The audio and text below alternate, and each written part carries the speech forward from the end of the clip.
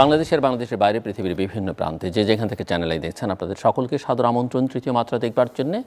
সাম্প্রতিক নানা বিষয় নিয়ে আলোচনা করবার জন্য আমার সঙ্গে স্টুডিওতে রয়েছেন আমার বায় বসা আছেন বাংলাদেশের কমিউনিস্ট পার্টি সিপিবির সাবেক সভাপতি মুজাহিদুল ইসলাম সেলিম এবং আমার ডানে রয়েছেন বাংলাদেশ জাতীয়তাবাদী দল বিএনপি চেয়ারপারসনের উপদেষ্টা ঢাকা বার অ্যাসোসিয়েশনের সাবেক সভাপতি অ্যাডভোকেট মাসুদ আহমেদ তালুকদার। স্বাগত আপনাদের দুজনকে তৃতীয় মাত্রায়। মিস্টার মুজাহিদুল ইসলাম সেলিম, আপনি দীর্ঘকাল ধরে পরিবর্তনের জন্য রাজনীতি করছেন। বিগত সরকারের আমলেও পরিবর্তনের কথা বলেছেন, একেবারে শেষ প্রান্তে এসে সরকারেরই পরিবর্তন চেয়েছেন দেশের স্বার্থে কল্যাণে। পরিবর্তনটা হয়েছে একটা অভ্যুত্থানের মধ্য দিয়ে, কিন্তু এবং আমি শিওর, আমার ধারণা, মেবি আই এম রং, যে এটাকে অনেকে বিপ্লব বলেন। আপনি বিপ্লবী রাজনীতি করেন, এটাকে আপনি বিপ্লব বলবেন কিনা সেটাও একটা প্রশ্ন, সেটাও আমি হয়তো আপনার কাছ থেকে বুঝতে চাইব। কিন্তু প্রশ্ন হচ্ছে যে পরিবর্তনের আকাঙ্ক্ষা নিয়ে আপনি এই পরিবর্তন চেয়েছিলেন, সেই পরিবর্তনের আকাঙ্ক্ষা যে সেই গতিরেখায় বাংলাদেশ আছে কি না, এটা আমার আপনার কাছে প্রশ্ন। ধন্যবাদ। এটা খুবই গুরুত্বপূর্ণ একটা বিষয়, যেটা আমাদের গভীরতার ভেতরে গিয়ে আলোচনা করা প্রয়োজন। এখন পরিবর্তন তো অ্যাবসলিউট পরিবর্তন, সেটা কোনো সময় হয় না ইতিহাসে, কোনো রাজনীতিতে। সুতরাং মানুষের আশা আকাঙ্ক্ষা এই গণ অভ্যুত্থানের ভেতর দিয়ে যেটা প্রতিফলিত হয়েছিল, সেটার বাস্তবায়নের ব্যাপারটাও আমাদেরকে দেখতে হবে গতিশীলতার ভেতরে। এবং ইতিমধ্যে 3 মাস অতিক্রান্ত হয়ে গেছে, এই সরকার দায়িত্ব গ্রহণ করেছে। এই সরকার কোনোভাবেই এটাকে বিপ্লবী সরকার বলা যায় না। এবং আমি প্রধান উপদেষ্টা ইউনূস সাহেবকে বলেছিলাম, জিজ্ঞেস করেছিলাম আমাদের সঙ্গে যখন আলোচনা হয়, আপনার সরকার কি বিপ্লবী সরকার? বলে যে না। আপনার সরকার কি একটা রেগুলার সরকার? না। তাহলে কি? আমার সরকার হলো অন্তর্বর্তীকালীন সরকার। অন্তর্বর্তীকালীন বাংলা শব্দ, এটার অর্থ কি, বা ইংরেজি ইন্টারিম, মানে দুইটা অবস্থানের মাঝখানে থাকছে, একটা অবস্থান থেকে আরেকটা অবস্থানে সমস্ত প্রক্রিয়াটাকে নিয়ে যাওয়ার জন্য। এখন এই কাজটার ভিতরে এটা কিন্তু চিহ্নিত, এটা ম্যান্ডেটটা কিন্তু নির্দিষ্টকৃত। সেটা হলো যে অন্যায় ফ্যাসিস্ট দুঃশাসনের আমলে হয়েছে সেগুলোর বিচার আচার, সেগুলো সম্পন্ন করা, এবং বিশেষ করে শেষ দিকে যে উন্মত্ত যে বর্বর আক্রমণ জনগণের উপরে চালানো হলো, সেইটার বিচার আচার এবং যারা আহত নিহত সেই সব জায়গায় উদ্ধার করা। সেকেন্ড, একটা পরিবেশের ভেতরে একটা গণতান্ত্রিক পরিবেশ নিয়ে আসতে হবে। এটা একটা ফ্যাসিস্ট স্বৈরাচারের পরিবেশ ছিল আগাগোড়া, এবং এটা খুব সুপরিকল্পিতভাবে থিওরিটিক্যালি চিন্তা করে কিন্তু করা হয়েছিল। আমি আগের আলোচনাগুলো তো বলেছি, আওয়ামী লীগের ফিলোসফি ছিল উন্নয়ন চাই, উন্নয়নের জন্য রাজনৈতিক স্থিতিশীলতা চাই, রাজনৈতিক স্থিতিশীলতার জন্য অপরিহার্য শর্ত হলো সরকারের ধারাবাহিকতা। চিরদিন দরকার শেখ হাসিনার সরকার, চিরদিন দরকার আওয়ামী লীগের সরকার। সমস্ত রাষ্ট্রযন্ত্রকে সেইভাবে সে তৈরি করে ফেলেছে। এইটা দিয়ে যে ক্ষমতা চিরস্থায়ী করা যায় না, ইতিহাসে এই শিক্ষাটা তারা নেয়নি। এবং এই কোটা আন্দোলন দিয়ে না হলে হয়েছে ঘটনাটা, এইটা দিয়ে না হয়ে অন্য আরেকটা ঘটনায় কিন্তু হয়তো 6 মাস পরে হতো বা 2 মাস পরে হতো, কিন্তু সিচুয়েশন তৈরি ছিল। জনগণের সমর্থন, পায়ের তলায় মাটি নাই, জনগণের সমর্থনবিহীন একটা সরকার কেবলমাত্র রাষ্ট্রযন্ত্র ব্যবহার করে যখন ক্ষমতায় টিকে থাকার চেষ্টা করে, তখন অবশ্যম্ভাবীভাবে ফ্যাসিস্ট প্রবণতার সৃষ্টি হয়। এবং সেটাকে কেন্দ্র করে যে সিন্ডিকেট ইত্যাদি যে শব্দগুলো আমরা বলি, লক্ষ লক্ষ কোটি টাকা বিদেশে পাচার হচ্ছে, এবং একটা ফাইন্যান্সিয়াল ইন্টারেস্ট, পলিটিক্যাল গ্রুপিং এবং অ্যাডমিনিস্ট্রেশন, সিভিল মিলিটারি ব্যুরোক্রেসি সব কিছু মিলে একটা নেক্সাস হয়ে যায়। এই জায়গা থেকে আমরা উদ্ধার পেয়ে অ্যাজ সুন অ্যাজ পসিবল, যত তাড়াতাড়ি সম্ভব একটা ইলেক্টেড গভর্নমেন্টের দেশে হওয়া উচিত, এবং এইটা একটা স্থায়ী ব্যবস্থা হিসেবে অপরিবর্তনীয় ইররিভার্সিবল প্রসেস, যেখানে ক্ষমতা হস্তান্তরের ব্যাপারটা থাকবে একটা নির্দিষ্ট সময়ের পর, এবং জনগণের ইচ্ছা অনুযায়ী তাদের পছন্দের সরকার করবে। এইটা হলো দ্য মেথড অফ গভর্নেন্স। কিন্তু এর বাইরে তো আর সোশ্যাল পলিটিক্যাল ইস্যুজ আছে। শোষণ থাকবে কি থাকবে না, এটা খুবই ভালো যেইভাবে আন্দোলনের নামকরণটা করা হয়েছিল বৈষম্য বিরোধী, তো বৈষম্য বিরোধী বলতে খালি পলিটিক্যাল বৈষম্য হলে তো হবে না, ইকোনমিক বৈষম্য আছে, সোশ্যাল বৈষম্য আছে, এই সমস্ত জায়গায়। এবং প্রাথমিকভাবে হলো ইকোনমিক বৈষম্য দূর করতে হবে। ইদানিংকালে খুব হইচই যে কালো সাপের মতো রাষ্ট্রপতি বসে আছে, যে কোনো সময় ছবল মারতে পারে। হয়তো সত্য, আমি ওই পয়েন্টে ডিবেট করতে যাচ্ছি না, কিন্তু আমি এই দিকে মনোযোগ আকর্ষণ করতে চাই।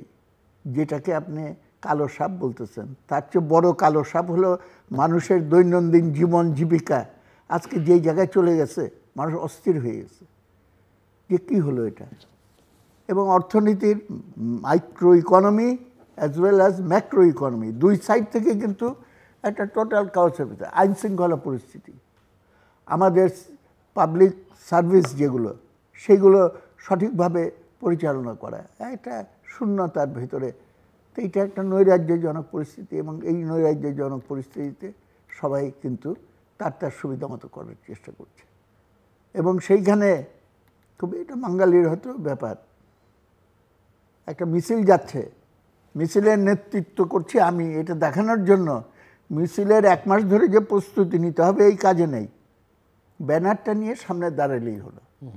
আমি ছাত্র নেতাদের সঙ্গে অনেক সময় আলাপের সময় বলতাম তাদেরকে, তোমাদের মিছিল লম্বার চেয়ে চওড়া হয় কেন বেশি? কেন সামনে থাকতে হবে, চওড়া ছবি উঠাইতে হবে, আবার পত্রিকায় যদি ঘটনাক্রমে এটা উঠাইতে পারে ওইটা কাঠিং রেখে দেবে, এনজিওতে চাকরি নেওয়ার সময় বলবে যে আমার লিডারশিপ কোয়ালিটির প্রমাণ হলো এটা। এইভাবে কিন্তু আমাদের সমস্ত জিনিসটা একটা রুগ্নতার ভিতরে চলে গেছে, এবং সবাই এখন দাবি করার চেষ্টা করছে যে আমি হলো এটার মাস্টার মাইন্ড, বা আমি এটা একটা ইম্যাকুলেটলি প্ল্যান অমুক সমুক ইত্যাদি এগুলো বলে তারা বাহাদুরি নেওয়ার চেষ্টা করছে। কিন্তু এটা বছরের পর বছর, দিনের পর দিন যেই রাজনৈতিক শক্তিগুলো, আমার সামাজিক শক্তিগুলো, শ্রমিক শ্রেণী, কৃষক, তারা যে সংগ্রামগুলো করেছে সেগুলো বলে আমি আবার করতে চাই না, ভারাক্রান্ত করতে চাই না।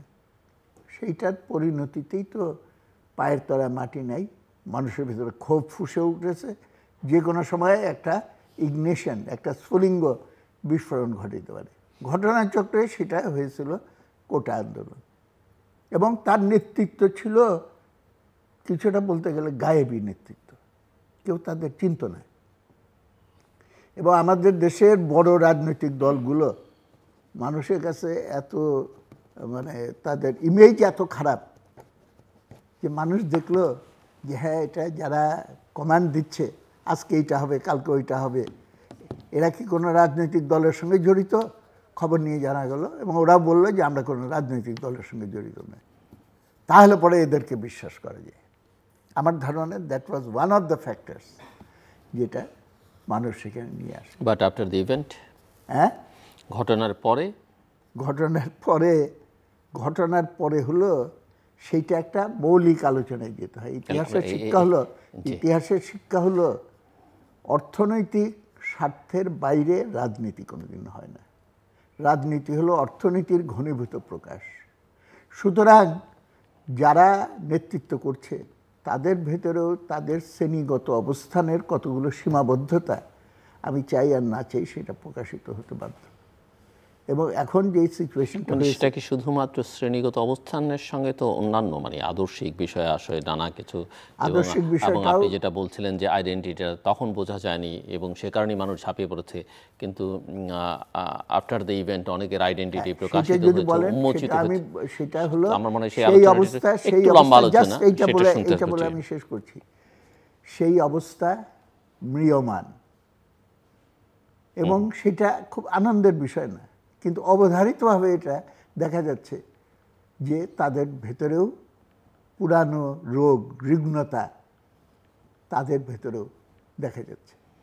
এবং যতটা খাবার মুখে নেওয়া যায় তার চেয়ে বেশি যদি মুখের ভিতরে ঢুকে আমি গেলার চেষ্টা করি, তাহলে পরে যে অবস্থাটা হয় অনেকটা সেরকম হয়ে গেছে। আজকে ছাত্রদেরকে লেখাপড়ার ভেতরে নিতে হবে, আমি তো বলেছি। এবং তাহলে আন্দোলনের কী হবে বলে দিতে হবে, হুইসেল বাজানোর সঙ্গে সঙ্গে আসবা। কিন্তু তোমার নিজের শিক্ষা ব্যবস্থা, মুখ, স্বাভাবিক জীবন, আইনের শাসন, সেই জিনিসগুলোর ভেতর দিয়ে তোমার জিনিসটা করা প্রয়োজন। ওর জন্য ওই গানের বাক্যটা বলতে চাই, জয় করে তবু ভয় কেন মরে যায় না। জি, আমি আসছি আবার আপনার কাছে। চিন্তিত, দুশ্চিন্তাগ্রস্ত, যে টানাপোড়েনের ভেতর দিয়ে কোন দিকে মন নিবে, একটা অনিশ্চয়তার ভেতরে কিন্তু দেশ চলে গেছে। এবং অনিশ্চয়তা একটা মারাত্মক জিনিস, এবং মানুষের জাগ্রত যে আকাঙ্ক্ষাটা আমরা দেখেছিলাম, সেই জিনিসটা যদি ম্রিয়মান হয়ে যায়, তাহলে পরে কিন্তু সমস্ত সুযোগটা জনবিরোধী শক্তির হাতে চলে যাবে। অ্যাডভোকেট মাসুদ আহমেদ তালুকদার। জি, ধন্যবাদ আপনাকে জনাব জিল্লুর রহমান, ধন্যবাদ জনাব মোজাহিদুল ইসলাম সেলিম ভাই, এবং আমাদের বক্তব্য যারা শুনছেন। দেখুন, আমি সেলিমের কথাগুলো খুব মনোযোগ দিয়ে শুনছিলাম। এই যে কোটা আন্দোলন, এটার আয়ুকাল ছিল 1.5 মাসের মতো, 45 ডেজ, এবং এরপরে অন 5 অগস্ট অথবা 4 বা 5 আগস্টের 1 সপ্তাহের মধ্যে এটা একটা মোমেন্টাম আর্ন করে। কোটা আন্দোলন, এটার সম্পর্কে মানুষের সম্পৃক্ততা কতটুকু, বা এটা মানুষের কোটা প্রথাটাকে বিলুপ্ত করার কতটা আকাঙ্ক্ষা সাধারণ মানুষের ছিল, এটা কিন্তু কোটা আন্দোলন করার সময় আমরা বুঝতে পারিনি, বোঝার মতো অবস্থা। মানুষ তো যুক্ত হয়েছে বেসিক্যালি যখন ব্রুটালিটিটা প্রকাশিত হয়েছে সরকারের, এবং এখানে কিলিং এ জড়িয়ে পড়েছে। আমি ওই কথাটাই বুঝাতে চাচ্ছিলাম আপনাদেরকে। দেখেন, কিন্তু এই কোটা আন্দোলন যখন একটা মোমেন্টাম আর্ন করলো, সেগুলোর পিছনে অনেকগুলো যুক্তি, আমার মতে মনে হয় যে অনেকগুলো যুক্তি ছিল। যারা অংশগ্রহণ করেছিলেন, তারা যে সকল ছাত্ররা আন্দোলন করেছে, তাদের পরিবার, তাদের সমাজের, এদেশের বিগত দিন, অর্থাৎ যেই সরকার, সেলিমে যে কথাটা বললেন যে একটা সরকার রাষ্ট্রীয় ক্ষমতায় সকল কিছুকে নিয়ন্ত্রণ করে, যে সকল ইন্ডিকেটরগুলো দেশের সাধারণ মানুষের স্বার্থ রক্ষার করার কথা ছিল, তারা অরাজনৈতিকভাবে অথবা অগণতান্ত্রিকভাবে নির্বাচিত বা দখল করা একটা সরকারকে টিকিয়ে রাখার জন্য একটা বলয় তৈরি করেছিলেন, এবং তারা ওটার উপরে বেসিস করে এই রাষ্ট্রীয় ক্ষমতায় যেমন টিকে থাকতে চেয়েছিলেন, তেমনি তাদেরকে টিকিয়ে রেখে তারা দুর্নীতি করার চেষ্টা করেছিলেন। এর বিরুদ্ধে যারা আন্দোলন করেছিলেন, যেমন জনাব মোজাহিদুল ইসলাম সেলিমের ভূমিকা সেখানে খুব একটা কম ছিল না। তো এরকম আন্দোলন করে গিয়ে মানুষ কিন্তু, আপনি কোটা বিরোধী আন্দোলনের সঙ্গে যারা এদেশে গণতান্ত্রিক সমাজ ব্যবস্থার জন্য যারা আন্দোলন করলেন, ভোটাধিকারের মাধ্যমে জনগণ যাদের অধিকারকে নির্বাচনে পাঠিয়েছিল, এবং যারা নিজেদের সরকার নিজেরা নিয়ন্ত্রণ করতে পারছিলেন না, দীর্ঘদিন ভোট দিতে পারছিলেন না, তারা কিন্তু উপলক্ষ খুঁজছিলেন, যেটা সেলিম ভাইও বলেছেন। এই কোটা আন্দোলনটাকে যারা দেশের মানুষ, যারা নিজেরা ভোট দিতে পারে না, যাদের ভোটাধিকার হারিয়ে গিয়েছিল, নির্বাচন প্রথাটাকে বিলীন করে দিয়েছিল অথবা নির্বাচনে পাঠিয়েছিলেন, তারা এই কোটা আন্দোলনকে উপলক্ষ করে তাদের মনের যে সুপ্ত বাসনা ছিল, অথবা যে বাসনার জন্য তারা আন্দোলন করতেছিলেন, সেগুলোকে বাস্তব রূপ দেওয়ার জন্য কোটা আন্দোলনকে হয় ব্যবহার করেছে, অথবা সম্পৃক্ত হয়েছে, অথবা সাধারণ মানুষের সঙ্গে দেশের রাজনীতিবিদরাও কিন্তু পিছিয়ে ছিলেন না। আপনি একটা জিনিস খেয়াল রাখবেন, যে স্বৈরাচারের যে পতন হলো 5ই আগস্ট, এটা শুধু কোটা বিরোধী আন্দোলন, শুধু ছাত্র, এই কথাটা বোধহয় বলার কোনো সুযোগ এই কারণে নাই, কারণ শুধু ছাত্ররা ওই আন্দোলনে ছিলেন না। ছাত্রদের এই আন্দোলনের সঙ্গে যারা গণতান্ত্রিক আন্দোলন চেয়েছিলেন, যারা স্বাধীনতা, সঠিক মুক্তির অধিকারের পথে চলছিলেন, যারা ভাবছিলেন যে দেশের মানুষের শুধু গণতান্ত্রিক মুক্তি হলে চলবে না, অর্থনৈতিক মুক্তি, সামাজিক মুক্তির প্রয়োজন, তারাও কিন্তু দীর্ঘদিন স্বৈরাচারের বিরুদ্ধে আন্দোলন করে একটা জায়গায় অবস্থান করছিলেন। কোটা আন্দোলনের সময় তারা সম্পৃক্ত হয়েছে, এবং রাজনৈতিক দলের নেতা কর্মীরা যখন সম্পৃক্ত হয় কোটা আন্দোলনের সঙ্গে, তখনই কিন্তু আলটিমেটলি স্বৈরাচারের পতন হয়। এবং এই পতনের পেছনে আরেকটা কারণ ছিল, রাষ্ট্রীয় যে সকল প্রতিষ্ঠান জনগণের প্রতিষ্ঠান, জনগণের স্বার্থ রক্ষার করার কথা ছিল, তারা জনগণের বিকল্প হয়ে তারা সরকার বানিয়ে সরকারকে টিকিয়ে রেখেছেন। এবং আপনি দেখেছেন, ওই সকল শক্তির প্রতিনিধিত্ব যারা করতেন, তারা ওই সরকারকে ব্যবহার করে দুর্নীতির মাত্রা তাদের কোথায় গিয়ে ঠেকেছিল, এবং তারা মনে করেছিলেন যে একটা আন্ডারস্ট্যান্ডিং ছিল এরকম, যে সরকারকে আশ্বস্ত করেছিলেন যে আপনারা রাষ্ট্রীয় ক্ষমতায় বসবেন, আমরা আপনাদেরকে বসাবো, আর বাইরের কার কি হেল্প আছে সে কথায় আমি আর যাচ্ছি না। এবং ওনারা যখন আসে, এটা কিন্তু খুব স্বাভাবিক আপনি আমার প্রতি যখন সৌজন্যবোধ দেখাবেন তখন তার রিটার্নে আমাকে সৌজন্য দেখাতেই হবে। তো একটা সরকার রাষ্ট্রীয় ক্ষমতায় যারা জগদ্দল পাথরের উপরে মানুষের অধিকার হরণ করে দীর্ঘদিন রাষ্ট্রীয় ক্ষমতায় বসেছিলেন, তারা যখন দেখলেন যে তারা আজ ধীরে ধীরে জনগণ থেকে অনেক দূরে চলে গেছেন, তখন তারা ক্ষমতায় টিকে থাকার বিকল্প এই রাষ্ট্রীয় যন্ত্রকে, অর্থাৎ রাষ্ট্রের যে সকল প্রতিষ্ঠানগুলো জনগণের মালিকানায় ছিল সেগুলোকে ওই স্বৈরাচার সরকারের মালিকানায় নিয়ে গেছেন। এবং সেখানে আদান প্রদানের একটা অঘোষিত চুক্তিও তাদের মধ্যে হয়েছে।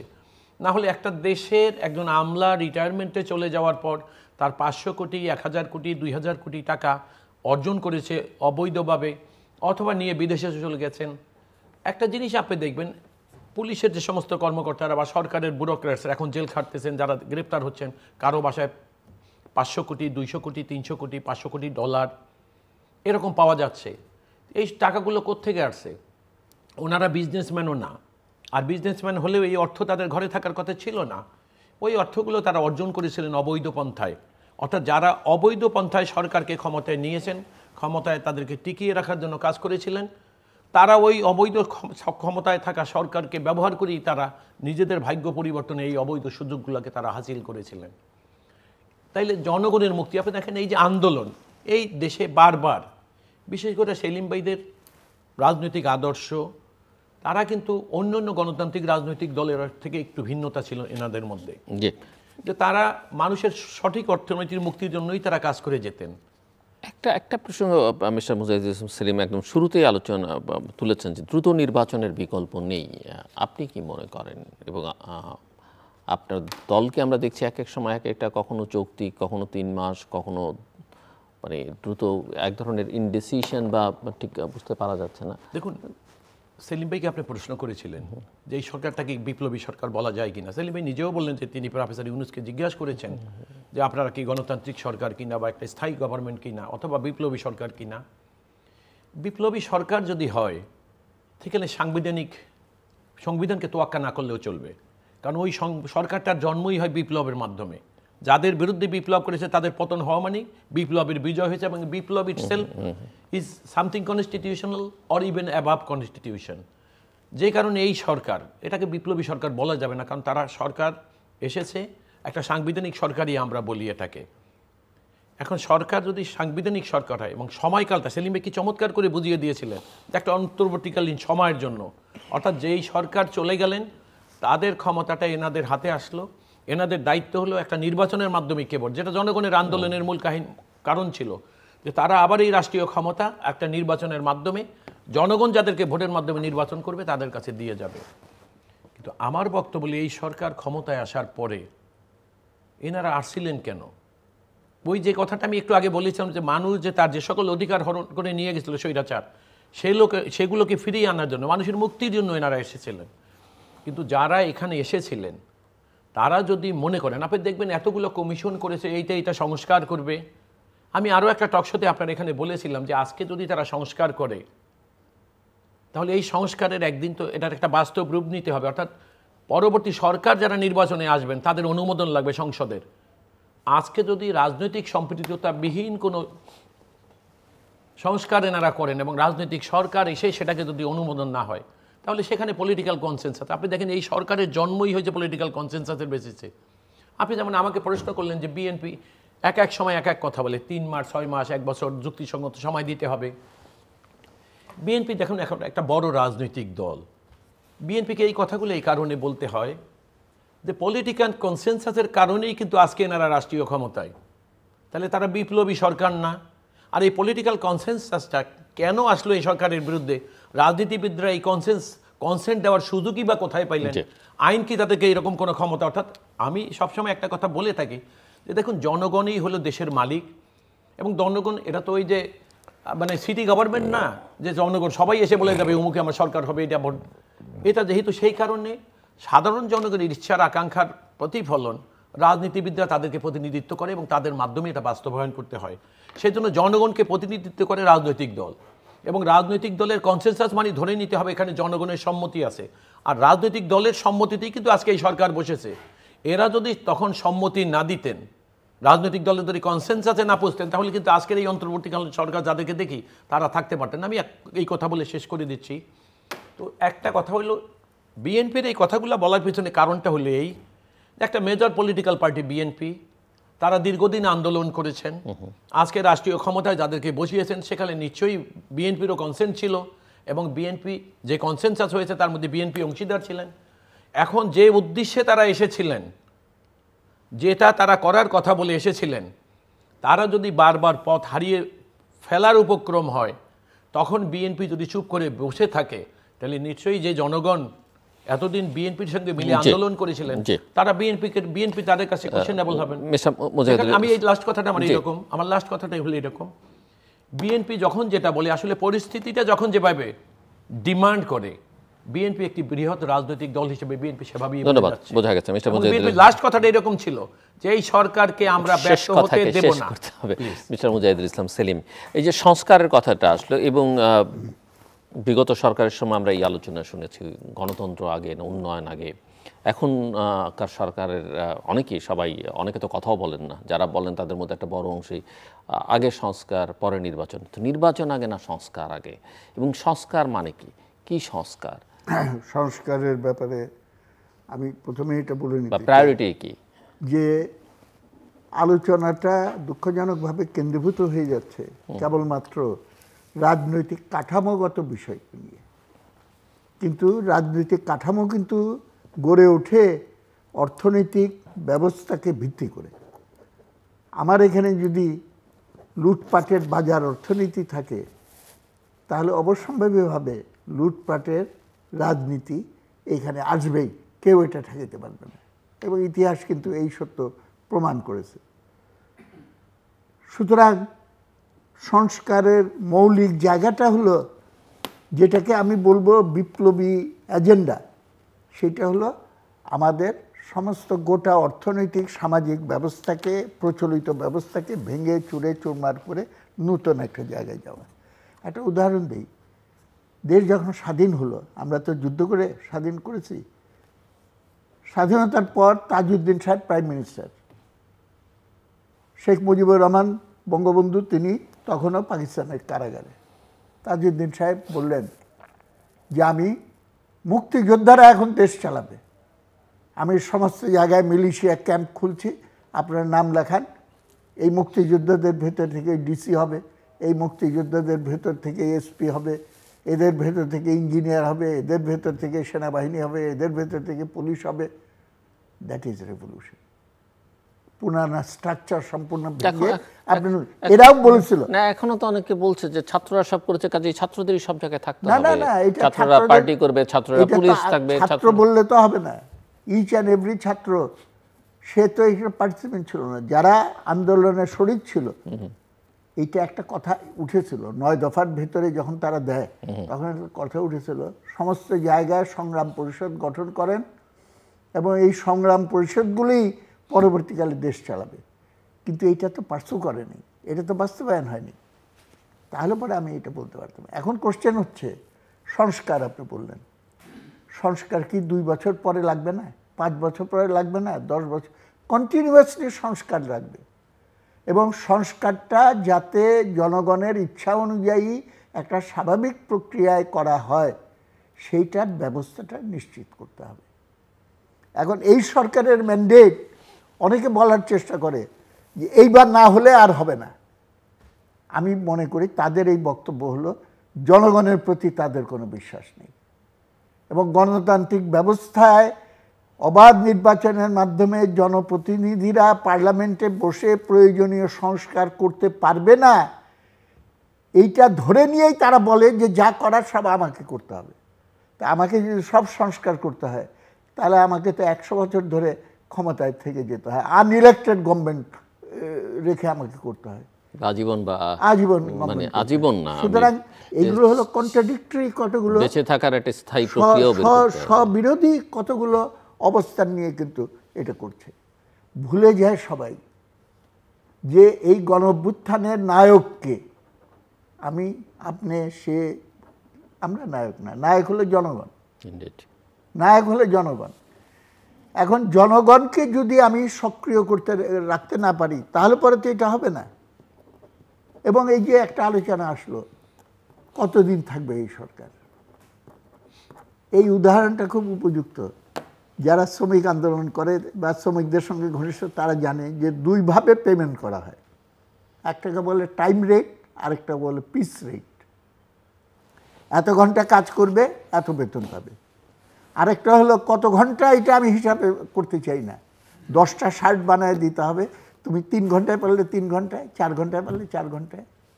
এই সরকারের নির্দিষ্ট কতগুলো ম্যান্ডেট, কতগুলো আওতা আছে, এই বাইরে যাওয়ারও প্রয়োজন নাই, এর কমানোও প্রয়োজন নেই, এবং সেইটা যত তাড়াতাড়ি করা সম্ভব।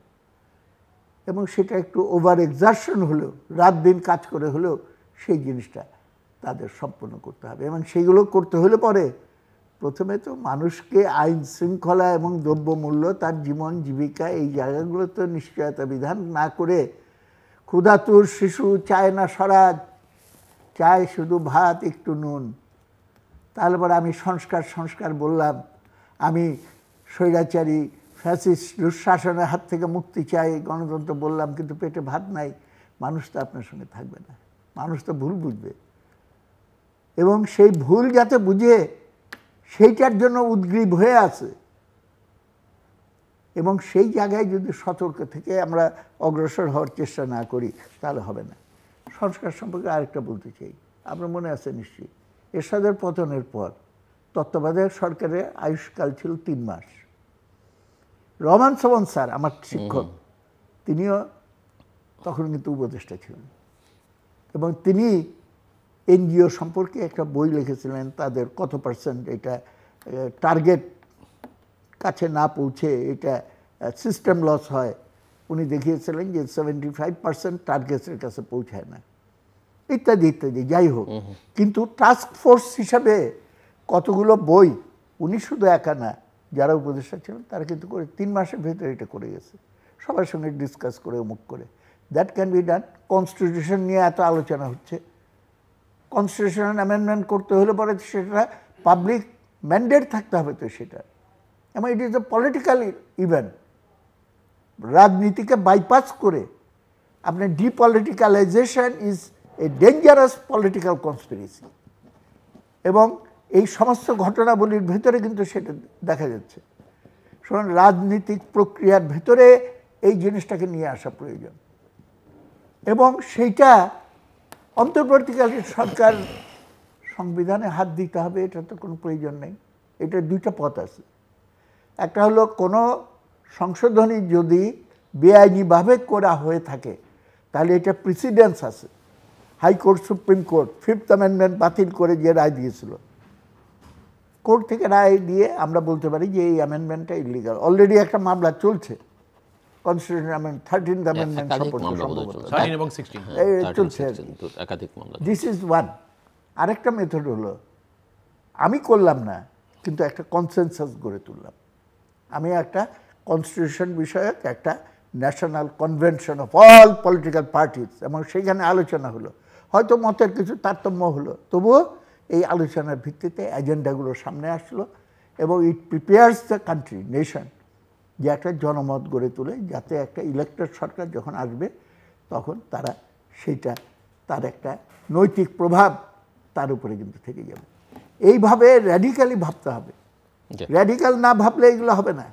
দ্রব্যমূল্য সম্পর্কে আমি একটু অর্থনীতির প্রসঙ্গে আসছি আপনার কাছে, আমি শুনবো আপনি অর্থনীতি নিয়ে কথা বলেন। অর্থনীতির ছাত্র এবং ভালো ছাত্র আমরা জানি, অ্যাডভোকেট মাসুদ আহমেদ তালুকদার। জি, সেলিম ভাই অনেক চমৎকার কথা বলেন এবং বলে ফেলেছেন অনেকগুলো কথা, তারপরও কিছু বলতে হয়। এই জন্য দেখুন, সংস্কার মনে হচ্ছে যে এই সরকার ক্ষমতা আসার পর দেশের সব পরিপূর্ণ ছিল। আমাকে একটা কথা আপনি বলেন, যেমন নির্বাচন নিয়ে আপনারা স্পেসিফিক কেন বলতে পাচ্ছেন না যে এই সময়ের মধ্যে নির্বাচন, আপনারা কেন বলতে পাচ্ছেন না এই কাজগুলো আপনারা করেন, এই কাজগুলো করবেন না, অথবা যেটা মিস্টার মুজাহিদুল ইসলাম সেলিম বলছেন যে যে জায়গাগুলো তারা করতে আগ্রহী সেই জায়গায় একটা একটা কনভেনশন করে পলিটিক্যাল পার্টিগুলোকে ডেকে দীর্ঘমেয়াদী আলোচনার মধ্যে একটা কনসেনসাসে পৌঁছানো যায় কিনা সেই চেষ্টা, এইসব বিষয়ে আপনারা কেন বলছেন না? দেখো, আমরা বলছি না কথাটা ঠিক না, স্পেসিফিক কিছু বলছেন, আমি আপনাকে বলি, হয়তো এটা কৌশল হতে পারে এবং ভালো কৌশল হতে পারে, আমরা শিওর অ্যাবাউট দ্যাট।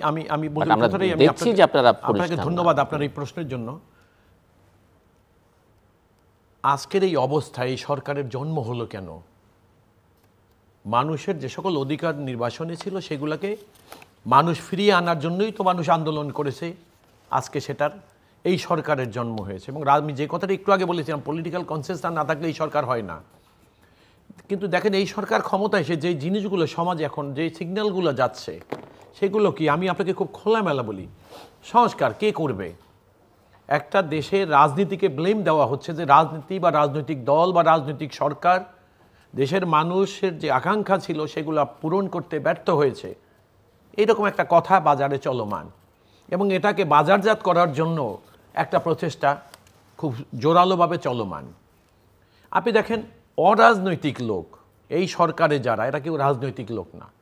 আর যে দেশে সকল সংস্কারের প্রয়োজন রাজনৈতিক ব্যর্থতার কারণে করা দরকার বলতে চাচ্ছে তারা, তাহলে রাজনৈতিক দল বা রাজনীতি যদি ব্যর্থ হয়ে থাকে আর তার সংস্কারের দায়িত্ব যদি চলে আসে অরাজনৈতিক লোকের কাছে, আর অরাজনৈতিক লোক রাজনৈতিক সংস্কার করবে, এটা কতটা আস্থায় আনা যায়, কতটা বিশ্বাসযোগ্য হতে পারে? ব্যাপার হলো একটা পরিষ্কার কথা যে এই সরকার যখন আসছে তখন স্বাভাবিকভাবে মানুষের একটা প্রত্যাশা ছিল এই কোঠা, একটা মানুষের জীবনে এটা ছাত্রদের আন্দোলনের একটা দাবি ছিল কোঠা। দেশের জাতীয় সমস্যায় যদি আপনি এটাকে মানে ফিগার আউট করেন তাহলে দেখবেন যে 5-10% মানুষের দাবি ছিল কোঠাটা দেশের নাগরিকের মধ্যে। কিন্তু দেশের আর যে বাকিগুলো সেগুলো তো সাধারণ মানুষের দাবি ছিল। এখন তারা এখানে আসার পরে মূল দাবিটা ছিল রাজনৈতিক দল কোটা আন্দোলনের সাথে কেন সম্পৃক্ত হবে? কারণ সেলিম ভাই যে কথাটা বলছেন যে কোনো না কোনো উপলক্ষে একটা ধারা মানুষের বিশ্বাস আন্দোলনের একটা সার্থকতা অর্জন করে বা হয়ে যায়। কিন্তু এনারা এসে করলেন কি, ওনারা আসলেন কেন সেই কথা যদি ওনারা ভুলে যান, এটা তো ঠিক হচ্ছে না, হবে না। তাহলে ওনাদের কি করা উচিত? ওনাদের কথা হলো এই, ওনাদের স্বীকার করতে হবে যে ওনাদের বিশ্বাস করতে হবে যে দেশটা জনগণের, আর এই দেশ জনগণের প্রতিনিধি রাজনীতিবিদরা। সংস্কার এই দেশের স্বাধীনতার পর থেকে কম বেশি হয়েছে, সংস্কার হয়েছে, সংস্কার বিলীন হয়েছে, আবার নতুন সংস্কারের উদ্যোগ হয়েছে, এইটা চলমান সংস্কার, একটা চলমান প্রক্রিয়া। এখন এই সরকার এসে তার বেসিক প্রিন্সিপালটা কী হওয়া উচিত ছিল আমার মতে, যে এই দেশে নির্বাচন হয় না, মানুষ ভোট দিতে পারে না, মানুষের রাষ্ট্রীয় প্রতিষ্ঠান দলীয় প্রতিষ্ঠান করেছে, ওই সকল প্রতিষ্ঠানে জনগণের আশ্রয়ের চাইতে একটি স্বৈরাচারী শক্তি তাদের আশ্রয়স্থল হয়েছে। এগুলোর বিরুদ্ধে মানুষের আন্দোলন ছিল। এই সরকারকে রাজনৈতিক কনসেনসাসে যখন মানুষ বুঝলেন এবং তাদেরকে রাষ্ট্র পরিচালনার একটা অন্তর্বর্তীকালীন সময় দায়িত্ব দেওয়া হলো, তখন তাদের উদ্দেশ্যটাই ছিল এরকম যে এরা হলো যে অন্তরায়গুলো ছিল মানুষের অধিকার, কথা বলার অধিকার হরণ করেছিল, ভোটাধিকার চলে গেছিল, অর্থনৈতিক মুক্তি মানে বন্ধ হয়ে গেছিল, প্রতিবন্ধকতা তৈরি হয়েছিল, মানুষের সকল অধিকার হরণ হয়ে গেছে, এগুলোকে ফেরত আনবে। তো এগুলো ফেরত আনার জন্য কি দরকার? দরকার হলো যে দেশের মানুষ ভোট দিয়ে একটা নিজস্ব সরকার বানাবে। আর এই নিজস্ব সরকার বানাবার জন্য অতীত সরকার যে অন্তরায়গুলো তৈরি করে গেছিল, এই অন্তর্বর্তীকালীন সরকারের দায়িত্ব হবে তাকে রিমুভ করা এবং মানুষকে ভোটের মাধ্যমে যত যুক্ত সময়ের মধ্যে হোক তারা একটা সরকার নির্বাচন দিবে এবং নির্বাচনের মাধ্যমে একটা সরকার আসবে, তাদের কাছে ক্ষমতা দিয়ে তারা চলে যাবে। এখন আপনি এই উপদেষ্টা কাউন্সিলের দিকে তাকান, যতগুলো সংস্কার কমিশন করেছে এবং যেই ক্ষেত্রে তারা সংস্কার করতে চায়, আমি যদি আপনাদের কাছে এইভাবে বলি বা যারা আমাদের বক্তব্য শুনছেন, আজকে এই সরকারের 5 জন লোকের নাম বলেন তো, যে কোনো বিশেষ বা 6টা বিশেষ বা 10টা কমিশন করেছে, এই কমিশনের একটা বিষয় একজন উপদেষ্টার নাম বলেন তো যে সে ওই বিষয়ে একজন বিশেষজ্ঞ, ওই বিশেষজ্ঞ এটা করতে পারবেন, দেশের জন্য এটা হয়ে যাবে এবং তারা এইটা করে দিয়ে যাবেন। অর্থাৎ আসলে হলো কি, যেই বিভ্রান্তির পিছনে মানুষ প্রতিবাদ করে একটা অবস্থায় এসেছিলেন, আজকে এনাদের প্রতি আস্থা আসার পরে যদি সেই জনগণ আবার নতুন করে বিভ্রান্তিতে পড়ে, তাহলে মানুষের হতাশা তো কমবে না, বরং বাড়বে। এই কথাটা সাধারণ মানুষ যেমন বুঝে, যাদের উপরে আস্থা রেখেছিলেন তাদেরকেও বুঝতে হবে যে জনগণকে যেন হতাশার কারণ নতুন করে তারা আর না হয়। মিস্টার মোজাহিদ সেলিম, আপনি দ্রব্যমূল্যের কথা বলছেন, সামগ্রিকভাবে অর্থনীতির চিত্রটা কি আপনি মনে করেন সেটা একটু বুঝতে চাই, যে এবং এই বিষয়গুলো যে সংকট সেটা অ্যাড্রেস করবার চেষ্টা আপনি সরকারের বা অর্থনীতির অবস্থা খুবই খারাপ দেখেন কিনা? সাধারণ মানুষ যখন বাজারে যায় তখন বাজারের আগুন তাকে ক্ষতবিক্ষত করছে। আমার বাড়ি সাভার, আমি সপ্তাহে একদিন যাওয়ার চেষ্টা করি, ওখান থেকে কাঁচা বাজার কিনি। কাঁচামরিচ কিনতে গেলাম, বলছি 100 গ্রাম এত দাম। পরে আমি ঠাট্টা করে বললাম আর কি, যে গ্রাম ট্রাম বাদ দাও তো, হালি হিসাবে বিক্রি করবো এখন কাঁচামরিচ। তা না হলে পরে আমরা এটা তো বুঝতে পারবো না। অবশ্যই এরকম হয়ে গেছে। ম্যাক্রো ইকোনমি, যেটার উপরে বিরাট করে, এবং সম্প্রতি রিপোর্ট বের হয়েছে যে আমাদের স্ট্যাটিস্টিক্যাল ব্যুরো যেটা আছে, তারা ফলস তথ্য দিয়ে একটা ইনফ্লেটেড আকারে আমাদের অর্থনীতি ভালো অবস্থায় সেটা প্রমাণ করার চেষ্টা করত। এই সবটাই হয়েছে, কিন্তু যে অর্থনৈতিক ব্যবস্থাটা ছিল এটাকে বলে নিও লিবারাল ইকোনমি, নয়া উদারবাদী অর্থনীতি, পুঁজিবাদী ব্যবস্থাকে ভিত্তি করে। এবং সেইটার একটা ফিচার হলো ওইটাকে বলে ট্রিকল ডাউন এফেক্ট, চুইয়ে পড়া অর্থনীতি। সাবেক প্রধানমন্ত্রী শেখ হাসিনার সঙ্গে একটা আলোচনা বৈঠকে, বাম জোটের সঙ্গে যে আলোচনা হচ্ছিল, তখন তাকে আমি বলেছিলাম, সে বলে যে আপনি খালি হিংসা করেন কেন, হোক না কিছু লোকের হাতে টাকা হোক, এটা চুয়ায় পড়ে একসময় গরিবের কাছে যাবে। তাই আমি বলি চুয়ায় তো গরিবের কাছে যায় না, এটা তো চলে যায় সুইজারল্যান্ড, চলে যায় কানাডা, চলে যায় মালয়েশিয়া। আর এই টাকা যদি এদের হাতে না দিয়ে গার্মেন্টসের শ্রমিককে দেন, একটা পয়সা দেশের বাইরে যাবে না, আমি গ্যারান্টি দেব। সব যাবে গ্রামে, এবং গ্রামে যদি অর্থটা যায় তাহলে গ্রামের অর্থনীতি চাঙ্গা হবে ইত্যাদি। বেগুন গ্রামে বিক্রি হয় 6 টাকায়, ঢাকায় আমরা কিনি 60 টাকায়।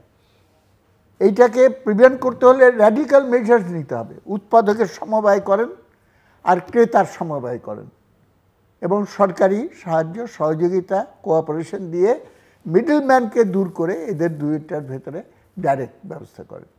বাফার স্টক গড়ে তোলেন, ন্যায্য মূল্যের দোকান করেন, রেশনিং ব্যবস্থা চালু করেন। এই ধরনের র্যাডিক্যাল মেজার্সের ভেতর দিয়ে আমাদের কিন্তু অগ্রসর হওয়া প্রয়োজন। কিন্তু ক্ষমতার খেলা এখন হাত রাখতে হবে, সুতরাং সেইটার জন্য স্থানীয়ভাবে এবং আন্তর্জাতিকভাবে, আন্তর্জাতিক ফ্যাক্টর ভুলে যাওয়া উচিত না আমাদের, আন্তর্জাতিক বা আঞ্চলিক। এবং ভারতবর্ষের যারা বড় ধনিক, তারা ভারতবর্ষের শ্রমিকদেরকে যে শোষণ করে, ভারতের শ্রমিকরা, কৃষকরা বিরাট দিল্লি মার্চ করলো, দিল্লি ঘেরাও করলো, আপনারা নিশ্চয়ই জানেন। তার ভারতের কৃষকের প্রতি যদি ভারতের বিজেপি সরকারের মহব্বতের স্বরূপ এরকম হয়, তাহলে বাংলাদেশের কৃষক এবং শ্রমিকের প্রতি তাদের মহব্বত থাকবে এর চেয়ে বেশি, এটা তো মনে করার কোনো কারণ নেই। যাই হোক, সেটা আরেকটা ধরনের আলোচনায় আমরা চলে যাচ্ছি, সেটা আমি বলছি না। ইকোনমিক রিফর্ম দরকার। কোথায় করতে হবে? আমাদের মতে আমরা মুক্তিযুদ্ধে এটা ডিসাইড করেছি। আমরা মুক্তিযুদ্ধ করেছিলাম পুঁজিবাদী বাংলাদেশ করার জন্য না, সমাজতন্ত্র অভিমুখী বাংলাদেশ করার জন্য। কেউ ডিসএগ্রি করতে পারে এখন, কিন্তু তখন যদি মানুষকে বলা হতো যে না, আমরা পাকিস্তানি আমলের মতো 22 পরিবার, আদমজি বাওয়ানিকে সরায় বাঙালি 22 পরিবার করব বা 200 পরিবার করব, তাহলে আমার শ্রমিক কৃষক ওই লড়াইয়ে সামিল হতো না। কিন্তু আমার মুক্তিযুদ্ধে সামিল হয়েছিল শ্রমিক কৃষক প্রধান অংশ, এবং তারা আজকে বঞ্চিত। 50 বছর পার হয়ে আমরা 55 বছর দিকে চলে যাচ্ছি, তা এর ভেতরে তো তাদের অবস্থার কোনো উন্নতি হচ্ছে না। মাথা পিছু আয়, আমার টোটাল ন্যাশনাল ইনকাম এটাকে যদি ডিস্ট্রিবিউট করে দিই, কিংবা এটা বাদ দেন, বাজেটের পরিমাণ যেটা, সেটাও যদি মাথা পিছু বরাদ্দ করে দেওয়া হয়, তাহলে পরে এক একজনের হাতে কত আসে। আর যদি যেই টাকা পাচার হয়েছে, যে হিসাবপত্র বের হচ্ছে, এইটা যদি সব উঠায় আনতে পারি, সব না হলে অর্ধেকও যদি উঠায় আনতে পারি, তাহলে আমাদের তো আগামী 3 বছর কোনো ট্যাক্স নিতে হবে না কারো কাছ থেকে, ইত্যাদি ইত্যাদি। এইগুলো হলো মৌলিক কতগুলো বিষয় যেগুলো আমাদের ভাবা একান্ত প্রয়োজন। নির্বাচন নিয়ে ভাবা শুরু করা উচিত। এটা খুবই ভালো যে একটা সিলেক্ট কমিটি করা হয়েছে এবং তারা প্রসেস অফ ইলেকশন শুরু করেছে, এটা সরকারিভাবে বলা হয়েছে। আমাদের কাছেও চিঠি আসছে, ইলেকশন কমিশন কাদেরকে নিয়ে হতে পারে, আপনারা 5টা নাম সাজেস্ট করেন। এখন খুব মুশকিলে পড়ে গেছি। বাংলাদেশের রাজনীতি এমন হয়ে গেছে, নিরপেক্ষ লোক পাওয়া খুব মুশকিল। নিরপেক্ষ লোকও দুই রকম হয়ে গেছে, আওয়ামীপন্থী নিরপেক্ষ, বিএনপিপন্থী নিরপেক্ষ। ওর জন্য এর আগে আমাদেরকে অনুরোধ করছিল নাম পাঠাতে, আমরা বলছি আমাদের কোনো নাম নাই, বিএনপি আর আওয়ামী লীগের লিস্টে যেসব নাম আছে ওদের বাদ দিয়ে আপনারা করেন, তাহলে পরে যদি কিছু হয়। কিন্তু বিএনপি আওয়ামী লীগের আবার আশীর্বাদ পুষ্ট পার্টি আছে তো, যেই কারণে তরিকত ফেডারেশনের সিম্বলিক্যালি আমি বললাম তরিকত তার আদর্শ, তার যে শিবির, এটা দ্বিদলীয় মেরুকরণ আর কি, দুইটা মেরুকরণ, দলীয় না, দুইটা মেরুকরণ করেছে। একবার এ লুটপাট করবে, একবার ও লুটপাট করবে, from the frying pan to the fire. সেটার বাইরে আমাদের আসা একান্ত প্রয়োজন। কিন্তু কথাটা হলো দ্য বেস্ট ইলেকশন কমিশনে যদি হয়, কিন্তু রুলস অফ দ্য ইলেকশন যদি ডিফেক্টিভ হয়। আজকে জামানতের জন্য এমপি ইলেকশন করতে গেলে তাকে সম্ভবত 1 লক্ষ টাকা ছিল আগে, এটা বেড়ে বোধহয় আরও বেশি হয়েছে। তা আমার একজন ক্ষেত মজুর, আমার একজন কামলা, একজন গরিব কৃষক 1 লক্ষ টাকা তো সারা জীবনে দেখেই নেই চোখে, তো সেইটা কীভাবে দিবে? আমার 95% লোক তার এই জামানতের টাকা দেওয়ার ক্ষমতা নেই, তাহলে পরে এটা তো বাদ পড়ে গেল ফ্রম দ্য ইলেকট্রাল প্রসেস। আমাদের এটা হয়েছিল যে তাহলে কি করতে পারি? আমরা যে হ্যাঁ ঠিক আছে করেন, প্রত্যেকের ইনকামের 10% জামানত হিসাবে রাখেন। 100 কোটি টাকা যার ইনকাম, সে 1 কোটি টাকা জামানত দিবে, 10 কোটি টাকা জামানত দিবে, আর 10,000 টাকা যার ইনকাম, সে 1,000 টাকা জামানত দিবে। দিস ইজ ন্যায় বিচার। বৈষম্যহীন চিন্তাটা তো এইসব জায়গায় নিয়ে না আসলে পরে তো এটা হবে না। অর্থনীতির ক্ষেত্রে, নির্বাচনের ক্ষেত্রে আসল ব্যাপার হলো অর্থ, পেশি শক্তির দাপট, প্রশাসনিক কারসাজি। আজকে মানুষের ভোট পাওয়ার তো দরকার নেই, ইলেকশন অফিসারগুলোকে আমি হাত করতে পারি কিনা এইগুলো করে ফেলা হয়েছে। সাম্প্রদায়িকতা, আঞ্চলিকতা, এইগুলোর সুরসুরি দিয়ে ভোট কেনার চেষ্টা করা, প্রভাবিত করার চেষ্টা করা, এইগুলো থেকে আমাদের করতে হবে। আমাদের একটা ডিমান্ড আছে বহু আগে থেকে, অনেকে এটা দাবি করে আজকাল যে আমি এটা বলেছি, কিন্তু যাই হোক, এটা আমি বাহাদুরি নিতে চাই না। এটা বহু আগে, এটা যখন ইলেকশন কমিশন এই বিষয়টার ডিসকাশন শুরু করে, অ্যাকচুয়ালি এরশাদের পতনের পর আমরা কিন্তু প্রপোর্শনাল রিপ্রেজেন্টেশনের ব্যাপারে একটা প্রস্তাবনা দিয়ে রেখেছি, এবং সেটা ডিটেলসে বলা আছে যে কিভাবে এটা ওয়ার্কআউট করবে। সেটা যদি কনস্টিটিউশনাল চেঞ্জের কারণে এখন করা সম্ভব নাও হয়, অন্তত পক্ষে মানি, মাসেল, ম্যানিপুলেশন অ্যান্ড কমিউনাল ফিলিংসকে উস্কায় দিয়ে ভোট সুরসুরি দিয়ে আদায় করে, এইটা থেকে আমি আসছি আপনার কাছে। So final round, advocate Masud Ahmed Talukdar, closing remarks. দেখুন, এই সরকার, আবার আমার এই সরকারকে নিয়ে এই কথা বলছি, আপনি অর্থনীতির কথা বলছেন, একটা গভর্নমেন্টের অথরিটি লাগে। সরকারের যদি নিজস্ব অথরিটি না থাকে, পাওয়ার এক্সারসাইজ করার, ফেয়ার প্লে না করতে পারে, পার্ট না হয়, আপনি দেখেন আজকে বাজারে কি, বাজারের কোন কোন দ্রব্যের কেন ঊর্ধ্বগতির দিকে যাচ্ছে, কোনটার অপেক্ষা বেশি দাম বাড়ছে, মানুষের ক্রয় ক্ষমতার নিয়ন্ত্রণের বাইরে চলে যাচ্ছে। এই বাজারের এই যে প্রবলেমগুলো, এইগুলো আইডেন্টিফিকেশনেরও একটা যোগ্যতা লাগবে। এই সরকারের সেই অ্যাবিলিটি আছে কিনা, যদি আইডেন্টিফাই করতে পারে সেটাকে এক্সারসাইজ করার মানে যোগ্যতা আছে কিনা। একটা ব্যুরোক্রেসি ছাড়া একটা গভর্নমেন্ট স্থবির। আজকের যে ব্যুরোক্রেসি, এই ব্যুরোক্রেসিকে কারা সাজিয়ে গিয়েছিল? আজকের সরকার যদি মনে করে যে অতীতের সরকার, অর্থাৎ রাজনৈতিক সরকারের পতন হয়েছে, তারা চলে গেছে, কিন্তু সরকারের ভিতরকার যে সরকার ছিল, যারা সরকার বানিয়ে সরকার চালাতো, তাদের অবস্থান কিন্তু এখনও ঠিক আছে। তারা এখন দ্বিচারিতা করছে, তারা বাইরে কথা বলছে একরকম, তারা ভিতরে ধারণ করছে আর এক রকম। তাদের উপরে নির্ভর করে অথবা বিশ্বাস করে এই সরকার যদি মনে করতে পারে যে গরিব সাধারণ মানুষের ক্রয় ক্ষমতার যে নিয়ন্ত্রণের বাইরে চলে যাচ্ছে বাজার, এটাকে আবার তাদের আওতার মধ্যে নিয়ে আসবে, তাহলে যাদের উপরে নির্ভর করতে চাচ্ছে তারা তো চাচ্ছে কি, ক্রাইসিস তৈরি করতে। তারা কিন্তু চাচ্ছে না একটা পিসফুল অর্ডার চলে আসার জন্য অর্থনীতিতে। এইটাই হলো আসল সমস্যা। কিন্তু যারা এটাকে অনুধাবন করার কথা, নিয়ন্ত্রণ করার কথা, তারা কতটা বুঝছে, আর বুঝলেও এটাকে নিয়ন্ত্রণ করার কতটুকু ক্ষমতা আছে সেটা তারা বুঝছে কিনা, আজকে সবচেয়ে বড় প্রশ্ন কিন্তু সেটা। সেই জন্য আমার কাছে মনে হচ্ছে যে চিত্র আমরা দেখছি, এই সরকার যতদিন থাকবে এর থেকে কোনো উন্নতি হবে বলে আমার কাছে মনে হচ্ছে না। বক্তৃতায় কথা বলে অনেক কিছু করা যাবে, কিন্তু এটা আমি নিশ্চিত যে মানুষের কাঙ্ক্ষিত ফল তারা দেওয়ার মতো সময় বা সুযোগ তারা করে দিয়ে যেতে পারবেন কিনা আমার যথেষ্ট সন্দেহ। দেখুন 2008-এর নির্বাচন, আমরা নির্বাচনে অনেক সময় বলি 2008-এর নির্বাচনে এদেশের ইতিহাসে সর্বপ্রথম ভোট রাতে কেটে বাক্সে ঢুকিয়ে পরের দিন গোনা হয়েছিল। আমি এই কথাগুলো টাইম অ্যান্ড অ্যাগেন বলেছি যে 2008-এ প্রথম। এখন 2008-এর যে ক্ষমতায় যারা ছিলেন, 2001-11-এর পরে রাষ্ট্রীয় ক্ষমতায় যারা আসলেন এবং যারা ক্ষমতা থেকে অন্তর্বর্তীকালীন সরকারের থেকে যারা নির্বাচন দিয়ে পলিটিক্যাল গভর্নমেন্টের কাছে পাওয়ার হস্তান্তর করে গেলেন, ওই সময় সরকারকে দেখেন, যদি তাদের বিরুদ্ধে একটা অভিযোগ থাকে যে তারা সর্বপ্রথম দেশে রাতে ভোট কেটে বাক্সে ঢুকিয়ে সরকার নির্বাচন করে দিয়ে গেছিলেন, ওই সকল মানুষগুলোর আজকে কার কোথায় অবস্থান, সে আজকে তারা কে কোথায় আছেন, যারা 8-এ অত্যন্ত গুরুত্বপূর্ণ ভূমিকা পালন করেছিলেন যে একটি পছন্দের সরকারকে আনার জন্য ভোট প্রথাকে বিলুপ্ত করে দিয়ে গেছিলেন।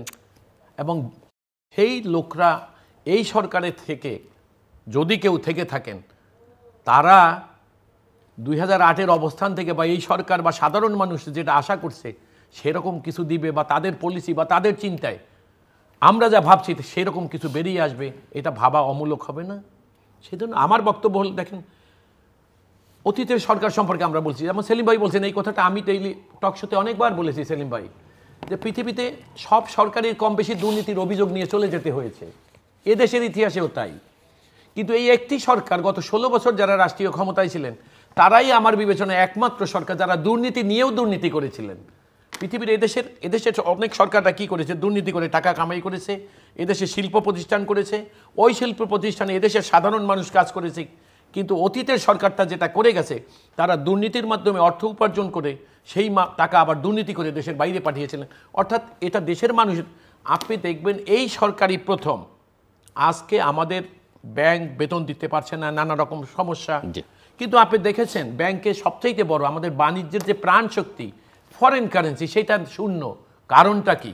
আজকে একজন লোক যারা অতীত সরকারের স্টলওয়ার্ড ছিলেন, তাদের একজনকে যখন গ্রেপ্তার করা হয় এবং তাদের বাসা থেকে যখন তাদেরকে ধরা হয়, এই প্রথম দুর্নীতির অভিযোগে হোক বা দুর্নীতিগ্রস্ত কাউকে তখন সরকারের মন্ত্রী বা আমলাদেরকে ধরা হচ্ছে, তাদের যেমন দেশীয় অর্থ বাসায় পাওয়া যাচ্ছে, ঠিক বিদেশি অর্থ অর্থাৎ ডলার পাউন্ড এগুলো সমপরিমাণ তাদের। এই যে তারা অর্থাৎ টাকার আকারকে মূল্যমান ঠিক রেখে টাকার আকারকে ছোট করার জন্য তারা যে দুর্নীতি করে বৈদেশিক মুদ্রাকে ক্রয় করে নিজেদের ঘরে মজুত করতেন, যা ব্যাংকে থাকার কথা ছিল, সেটা না থাকার কারণে কিন্তু আজকে ব্যাংকের অবস্থা ত্রাহি এবং মানুষের এই আজকের এই কষ্টটা। আপনি দেখেন বাজারের দিকে তাকান, আপনি ব্যাংকের দিকে তাকান, এলসির অবস্থা দেখেন কি অবস্থায় হচ্ছে, রাতারাতি বেড়ে যাচ্ছে পণ্যের। এখন এগুলোর সাপ্লাই যেটা আপনার নিজস্ব দেশীয় উৎপাদন যদি একটা অপটিমাম অবস্থায় থাকে, সেটা না হলেই এটাকে ইম্পোর্ট করে ওইটাকে সাবসিডি দিতে হয় বা সাপ্লিমেন্টারি করতে হয় সেখানে। কিন্তু আমাদের দুর্ভাগ্য হলো এই যে সাবসিডির রাস্তাটাও বোধহয় বন্ধ হয়ে যাবে, কারণ এটাকে ইম্পোর্ট করার জন্য যে ফরেন কারেন্সি, তার ক্রাইসিসে আমরা পড়ে যাচ্ছি। তো আমার কথাটা হলো, ধন্যবাদ, শেষ করতে হবে। সেলিম ভাই ঠিকই বলেছেন যে মধ্যস্বত্বভোগী যারা, এটা যদি সকল সরকারের আমলে ছিল, সেই জিনিসগুলো যদি আজও এই সরকারের বাজার অর্থনীতিকে নিয়ন্ত্রণ করতে গিয়ে মধ্যস্বত্বভোগী থাকে, তাহলে যেই আন্দোলন বা বিপ্লব যেভাবেই আমরা বলি না কেন, যার মাধ্যমে ওদের জন্ম হয়েছিল, তাদের কিন্তু কৈফিয়ত দেওয়ার সময় এসে যাবে খুব অতি তাড়াতাড়ি। যে আসলে যাদেরকে সমালোচনা করে তারা ক্ষমতা নিয়েছিলেন, ধন্যবাদ, তারাও সেই সমালোচনার বাইরে যেতে পারলেন। মুজাহিদুল ইসলাম সেলিম। খুব বেশি তো সময় নেই। আমি মনে করি যে মানুষ এখন খুব চিন্তা করছে এবং আমাকেও জিজ্ঞেস করে কি হতে যাচ্ছে, পরিস্থিতি তো কেমন কেমন যেন লাগছে। আমি তাদের সঙ্গে একমত যে অনিশ্চয়তার মাত্রা বেড়ে গেছে, কিন্তু আমাদের জিততেই হবে। এই এত শহীদের রক্ত, সেটা বৃথা যেতে দেওয়া যায় না। এবং সেটা করতে হলে প্রথম যেটা সবচেয়ে বড় কথা মনে রাখতে হবে, সেটা হলো এই গণ অভ্যুত্থানের নায়ক হলো জনগণ। এবং জনগণের উদ্দেশ্যে এই কথাটা আমি এখান থেকেও বলতে চাই, ভাই সব আপনারা মনে রাখবেন, জমি বর্গা দেওয়া যায়, স্বার্থ বর্গা দেওয়া যায় না। নিজের স্বার্থ এবং তার অর্থনৈতিক স্বার্থের সঙ্গে রাজনৈতিক স্বার্থ, আপনার ভোটাধিকার এবং গণতান্ত্রিক অধিকার, এই সবটা মিলেই হলো একটা নাগরিকের স্বার্থ। সেই স্বার্থ বর্গা দিয়ে বসে থাকেন না। এই তত্ত্বাবধায়ক সরকার হোক, আর আওয়ামী লীগের সরকার হোক, আর বিএনপি সরকার হোক, আর কমিউনিস্ট পার্টির সরকার হোক, কারো উপরে আপনাকে রাস্তায় থাকতে হবে, রাস্তায় থাকতে হবে, আন্দোলন চালাই যেতে হবে। সেকেন্ড হলো ভিক্টরি যেটা হয়েছে, এই বিজয়টাকে সঙ্গত করতে হবে। তারপরে কথা হলো গণতান্ত্রিক পরিবেশ তৈরি করে প্রয়োজনীয় পদক্ষেপগুলো গ্রহণ করে একটা অবাধ নিরপেক্ষ নির্বাচনের মাধ্যমে একটা নির্বাচিত সরকার আনতে হবে। চতুর্থ কথা হলো এই গণ অভ্যুত্থানের গর্ভ থেকে আমাদেরকে মৌলিকভাবে যেই উচ্চারণটা করা হয়েছে, বৈষম্য বিরোধী আন্দোলন, সকল ক্ষেত্রে বৈষম্য বিরোধী সমাজ, মানে হলো সমাজতন্ত্র অভিমুখীন সমাজ, যেটা আমাদের মুক্তিযুদ্ধের ঘোষণার ভেতরে পরিষ্কারভাবে ছিল, ঘোষণাপত্রের কথা আমি বলতেছি, সেইখানে ছিল। সেই জায়গায় আমাদের কিন্তু যেতে হবে এবং এটা করতে হলে রাষ্ট্র ব্যবস্থা নিয়ে অনেক আলোচনা হচ্ছে, সেই আলোচনা আজকের বিষয়বস্তু নয়। কিন্তু আমি খালি বলতে চাই, এই রুগ্নতা দূর করতে হলে উপর থেকে শুধু আপনি সংস্কার করে করতে পারবেন, ভুলে যান, নিচের থেকে সংস্কারের শক্তি গড়ে তুলতে হবে। এবং আমরা রাষ্ট্রীয় কাঠামোটাকে যদি যথাযথভাবে জনতার ক্ষমতায়নের জায়গাটা যদি নিশ্চিত করতে চাই, তাহলে স্থানীয় সরকারগুলো এবং তার ক্ষমতায়নের উপরে আমার জোর দিতে হবে, যত তৃণমূলে নিয়ে যেতে পারবো। এবং বটম আপ, নিচের থেকে উপরের দিকে আন্দোলনের জোয়ারটা উঠায় আমাদের টাইট রাখতে হবে, কেন্দ্রীয় সরকার যাতে এই দিক সেদিক না করতে পারে। কিন্তু আমাদের হয়ে গেছে ঠিক উল্টা, পিরামিড উল্টা দিকে হয়ে গেছে। উপর থেকে নির্দেশ আসে এবং সুপ্রিমো তাকে সেবা করা, দেবতা জ্ঞান করে সব কিছু করা, এটা হচ্ছে পরিবারতন্ত্র, অমুক সমুক ইত্যাদি সবাই কম বেশি কিছু মনে করেন না। এই পার্মানেন্টলি ক্ষমতায় থাকতে হবে, এইটার জন্য বিচারপতির রিটায়ারমেন্টের বয়স বদলায় দেওয়া হয়েছিল না? সবাই বলে যে এটা উদ্দেশ্যপ্রণোদিতভাবে করা হয়েছিল এবং ওই ইলেকশন ঠিকমতো তো করা যায়নি। আজিজ সাহেব চিফ ইলেকশন কমিটি ছিলেন, তারপরে ভুয়া ভোটার তালিকা হয়েছিল, এইটা ইলেকশনই তো করতে পারেনি, ইলেকশন করতে পারেনি তখন। তো এইভাবে তো ইলেকশন করতে পারেনি, এক পক্ষ ফেল করে গেছে, আরেক পক্ষ 16 বছর সাকসেসফুলি করছে। কিন্তু কোনো পক্ষেরই আজকে এই বোধোদয় হওয়া উচিত বলে আমি মনে করি, সব পক্ষেরই, যে অতীতের এই ধারায় আর দেশ পরিচালনা, অন্তত এই শিক্ষাটা হওয়া উচিত এবং সকলের এই শিক্ষা হোক, এটা আমি প্রার্থনা করি। আপনার মিটিংয়ে আমি এই অনুষ্ঠানেই বলেছিলাম, সম্ভবত 16 বা এরকম সময়, জুলাই মাসে, যে শেখ হাসিনা কালকে আজকেই ঘোষণা দেওয়া উচিত যে আমি আর ক্ষমতায় থাকবো না, এবং সমস্ত দেশবাসীর কাছে ক্ষমা চেয়ে মাফি মাংতাহু, ইন্দিরা গান্ধীর মতো করলে পরে একমাত্র উদ্ধার হইতে পারে। তো সেটা তো শুনলো না, আরও গুলি চালালো এবং শত শত মানুষকে হত্যা করলো। তার পরিণতি যা হয় তাই গেছে। কিন্তু এইখান থেকে শিক্ষা নিয়ে আমাদেরকে কিন্তু এই দেশের স্বার্থ, জনগণের স্বার্থ, শহীদদের রক্ত যাতে একটা দুইটা কথা আর কি। দেখুন সেলিম ভাই সব বলে ফেলেছেন, কিন্তু আপনি দুটো কথার বেশি তিনটা বুক করবেন না, কারণ তাহলে আমাকে শুরু করতে হবে। ইতিহাস থেকে শিক্ষা নিবে না, সেটাই ইতিহাসের সবচেয়ে চরম শিক্ষা। হ্যাঁ, রাজনৈতিক সরকার সমালোচনার ঊর্ধ্বে আমি এ কথা বলবো না, কিন্তু দেশের অর্জন, এদেশে যা কিছু হয়েছে, রাজনীতি না থাকলে এগুলোর জন্ম হতো না। রাজনীতি কখনো অর্থাৎ অরাজনীতি কখনো রাজনীতির জায়গা দখল করতে পারে না। রাজনীতির জায়গায় অরাজনীতিকে বসালে হবে। আলোচনাটা হচ্ছে রাজনীতিকে শুদ্ধ করবার। এখন রাজনীতিকে শুদ্ধ কি করবে? যার রাজনৈতিক জ্ঞান শূন্য, সেই রাজনীতি আপনারা করেন, যে লোক অঙ্ক। এখন মুশকিল হলো আপনারা নিজেরা চেষ্টা করছেন কিনা সেটা প্রশ্ন। এখন বিষয়টা হলো কি, একটা প্রাতিষ্ঠানিক অবস্থায় মানুষকে, আমি রাজনীতির লোক না বলে আমি বলতে পারবো না আর আপনি শুধরাবেন না, তা তো হতে পারে না। একটা চৈতন্যের উদয় হতে হবে, মানুষকে ভাবতে হবে যে আমার কি কারণে, কিসের জন্য আমার অতীতকে নিয়ে মানুষ এত সমালোচনা করে। সেটা পাবো না। এইটা যদি মানুষ ভেবে এবং এটার পরিশুদ্ধি যদি তার নিজের দ্বারা হয়, রাজনীতি দল বলেন, রাজনৈতিক সরকারের বলেন, তাহলে বারবার এই বিড়ম্বনার মুখে এই জাতিকে পড়তে হবে না। এখন রাজনৈতিক সীমাবদ্ধতা আছে, এটা খুব স্বাভাবিক থাকবে, কিন্তু এটা নিশ্চিত যে আমরা আমার মনে হয় আমরা মানুষকে ভাবতে হবে না বলি আমাদের রাজনীতিবিদদের ভাবতে হবে রাজনীতিবিদরা ভাবে, কিন্তু এভাবে বললে সবচেয়ে ভালো। বড় ব্যাপারটা হলো এই যে রাজনীতিবিদরা শেষ করতে দেশকে হবে, আমার নিয়ে হাতে যে সময় ভাবেন, নেই। আমি কথাটা এইভাবে শেষ করি না, শেষ আপনি- রাজনীতিবিদরা দেশ নিয়ে ঠিকই ভাবে, কিন্তু দুর্ভাগ্য হলোই এটার আলোচনা সমালোচনা হচ্ছে অরাজনৈতিক লোকের দ্বারা। দর্শক, রাজনৈতিক লোকরা অনুষ্ঠানের দেশের ভালোর জন্য শেষ অনুপযুক্ত, প্রান্তে অরাজনৈতিকরাই দেশের ভালো। ফেসবুক, এক্স এবং ইউটিউবে তৃতীয় মাত্রা লাইভ স্ট্রিম হচ্ছে, সামাজিক যোগাযোগ মাধ্যম আপনারা দেখতে পারেন। টেলিভিশনের পর্দায় দেখতে না পারলে যে কোনো সময় যে কোনো স্থান থেকে ইউটিউবে তৃতীয় মাত্রা চ্যানেলটি সাবস্ক্রাইব করি পর্ব বা পুরনো পর্বগুলো আপনারা দেখতে পারেন। অ্যাডভোকেট মাসুদ আহমেদ তালুকদার এবং মিস্টার মুজাহিদ ইসলাম সেলিম, অসংখ্য ধন্যবাদ এই আলোচনা অনুষ্ঠান করার জন্য। দর্শক মণ্ডলী, আলোচনা অনেক হয়েছে, রাজনীতি নিয়ে হতাশা আছে, অর্থনীতি নিয়ে নৈরাশ্য আছে, কিন্তু মূল কথা সমাধানের এখন যেটা অনেক স্বপ্ন আশা নিয়ে এই সরকারকে মানুষ সমর্থন দিয়েছে, একটা পরিবর্তন হয়েছে, কিন্তু সেই আশাটা অনেকের কাছে এখন দুঃস্বপ্নের মতো মনে হচ্ছে কিনা সেটা খতিয়ে দেখা দরকার। যারা দায়িত্ব আছেন তাদেরই দেখতে হবে। মূল কথা যেটা ওনাদের কথার মধ্যে বেরিয়ে এসেছে, দ্রুত নির্বাচনের কোনো বিকল্প নেই। রাষ্ট্র পরিচালনা একটা রাজনৈতিক বিষয় এবং সেটা আসলে রাজনৈতিক দলগুলো, রাজনৈতিক নেতৃত্ব তাদেরই করবার বিষয়। অরাজনীতিকটা যে কখনো পারেন না সাময়িকভাবে দেশের কল্যাণ করতে সেটা বলা যাবে না, কিন্তু সেখানে পলিটিক্যাল মাইন্ড থাকতে হয়, তার সদিচ্ছাটা থাকতে হয়, আন্তরিকতা থাকতে হয়, অভিজ্ঞতাটা থাকতে হয় বা যোগ্যতাটা থাকতে হয়, সেখানে অনেকখানি ঘাটতি আছে।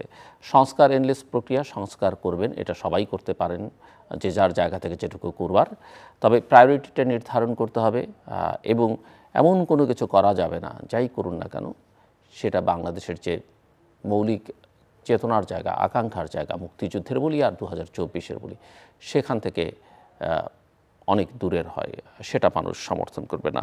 রাজনীতিকে বাইপাস করে কোনো কিছু করবার চিন্তা করলে সেটাও ভালো কিছু হবে না এবং জনগণ এখানে প্রকৃত নায়ক। জনগণকে সকল নীতি নির্ধারণের বিবেচনায় প্রাধান্য দিতে হবে, মাথায় রাখতে হবে এবং ক্ষমতাটা হস্তান্তরের একটা স্থায়ী প্রক্রিয়া কীভাবে নিশ্চিত করা যায় সব সময়ের জন্যে, সেটা নিয়ে বরং আলোচনাটা খুব জরুরি এবং এই বিষয়ে জাতীয় একটা ঐক্যমতে পৌঁছানো যায় কিনা সরকার সেই কাজটি করে দেখতে পারে। আমাদের সঙ্গে থাকবার জন্য অসংখ্য ধন্যবাদ, আপনাদের সবার জন্য শুভকামনা।